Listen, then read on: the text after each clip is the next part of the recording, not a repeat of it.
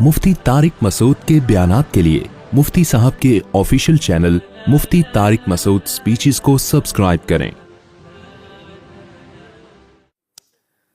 अल्हम्दुलिल्लाहि नहमदुहु व नस्तईनुहु व नस्तगफिरुहु व नु'मिनु बिही व नतवक्कलु अलैहि व नऊज़ु बिल्लाहि मिन शुरूरि अनफुसिना व मिन सय्यिआति अमालिना मन यहदिहिल्लाहु फला मुदिल्ल लहु व मन युद्लिलहु फला हादिय लहु व नशहदु अन ला इलाहा इल्लल्लाहु वहदहु ला शरीक लहु व नशहदु अन्न सय्यिदना व हबीबना व शफीअना व सनदना मुहम्मदन अब्दुहु व रसूलुहु सल्लल्लाहु तआला अलैहि व अला आलिहि व अस्हाबिहि व बारका व सल्लम तस्लीमन कसीरन कसीरा अम्मा बादु फअऊज़ु बिल्लाहि मिनश शैतानिर रजीम बिस्मिल्लाहिर रहमानिर रहीम या अय्युहल्लज़ीन आमनु इज्तनिबू कसीरन मिनज़-ज़न्नि इन्न बअज़-ज़न्नि इस्मुन व ला तजस्ससू वक़ाल तआला वइन ताइफ़तानि मिनल मुअ्मिनीन इक़्ततलू फ़अस्लिहू बैनहुमा वक़ाल अन्नबी सल्लल्लाहु अलैहि वसल्लम अल-कय्यिसु मन दान नफ्सहु व अमिल लिमा बअदल मौत। कुरान मजीद की चंद आयात पढ़ी है और नबी सल्लल्लाहु अलैहि वसल्लम की एक हदीस। अल्लाह ताला से दुआ है अल्लाह ताला सही तरह से बात कहने की, सुनने की, समझने की और अल्लाह अमल की तौफीक अता फरमाए।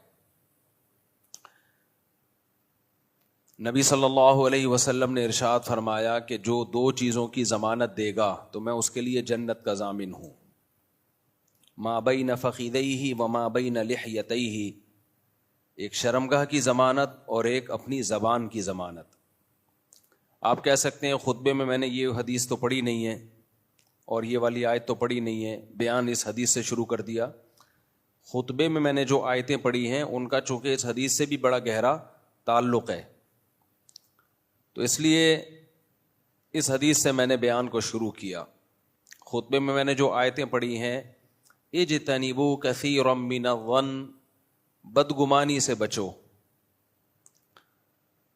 हज़रत मौलाना अशरफ अली थानवी रहमहुल्लाह ताला फरमाया करते थे कि पहले बदगुमानी पैदा होती है फिर बदज़बानी पैदा होती है। ये बात हज़रत मौलाना अशरफ अली थानवी ने कही तो अहले हदीस हज़रात में जो मुतशद्दिद लोग हैं उनके बारे में कही है, लेकिन जनरली एक उसूल है। वो फरमाते थे हमारे यहाँ जो अहले हदीस लोग, सब नहीं, ये पहले हज़रात फ़ुक़हा और अइम्मा मुज्तहिदीन से बदगुमान होते हैं।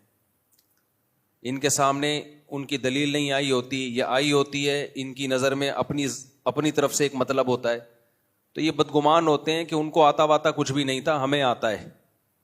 पहले बड़े बड़े असलाफ से, अइम्मा से बदगुमान होते हैं, फिर बदज़बानी, फिर उनके खिलाफ बोलना शुरू करते हैं।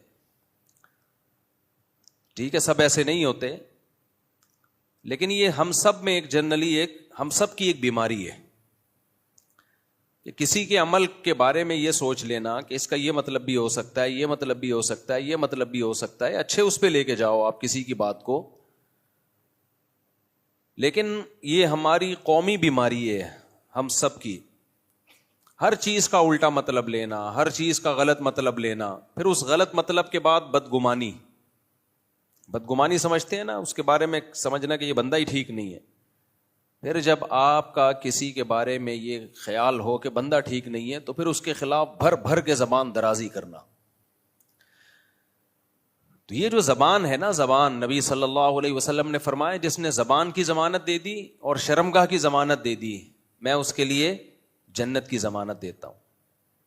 आज सोशल मीडिया का दौर है, हम देख रहे होते हैं किस कदर लोग मुक़द्दस शख्सियात को भी भर भर के बुरा भला कह रहे होते हैं, इतना बुरा भला कह रहे होते हैं, इतनी सख्त गलीज़ ज़बान इस्तेमाल करते हैं। और ये हमारा वो बहुत से में वो सेकुलर लिबरल तबका होता है जो सुबह शाम अखलाकियात की बातें कर रहा होता है। एक मिसाल देता हूं, मेरे बयान का ये टॉपिक नहीं है, लेकिन सिर्फ एक मिसाल के लिए।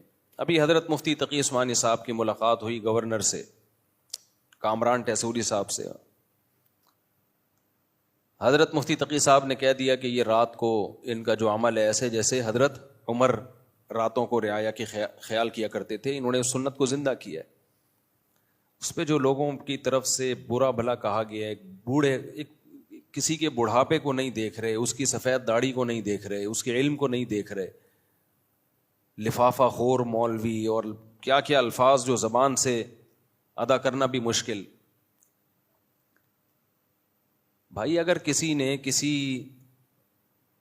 حاکم کی، کسی بھی عہدے دار کی تعریف کر دی اس کے کسی اچھے عمل میں، تو اس پہ اتنا سیخ پا ہونے کی کیا ضرورت ہے؟ چوروں کی تعریف کی ہے، ڈاکوؤں کی تعریف کی ہے، آپ کی نظر میں چور ہوگا بھائی، ان کی نظر میں نہیں ہے. کہتے ہیں ماضی اٹھا کے دیکھو. کیوں ماضی کسی کا دیکھیں بھائی؟ ہمیں ماضی دیکھنے کا حکم ہے، حال دیکھنے کا حکم ہے. ماضی تو عمران خان کا بھی کوئی اچھا نہیں تھا، لیکن جب عمران خان کے ماضی کی کوئی بات کرتا تھا ہم کیا کہتے تھے؟ ماضی میں نہیں، کیا دیکھو؟ حال دیکھو. تو اب آپ حال کیوں نہیں دیکھ رہے؟ تو پوری قوم ایک عجیب دماغی مریض بنی ہوئی ہے. آپ زیادہ سے زیادہ یہ کہہ دو بھائی ہمیں حضرت مفتی تقی صاحب کی اس بات سے کیا ہے؟ اختلاف ہے، ہماری رائے میں ایسا نہیں ہے. ختم ہو گئی کہانی. ہر چیز کو ہماری قوم ایمان اور کفر کا مسئلہ بناتی ہے، ہر چیز کو. کچھ لوگوں نے تو یہاں تک کہنا شروع کر دیا کہ یہ حضرت عمر کی گستاخی ہے، حضرت عمر کے برابر. بھائی حضرت عمر کے برابر کون کس کو قرار دے سکتا ہے؟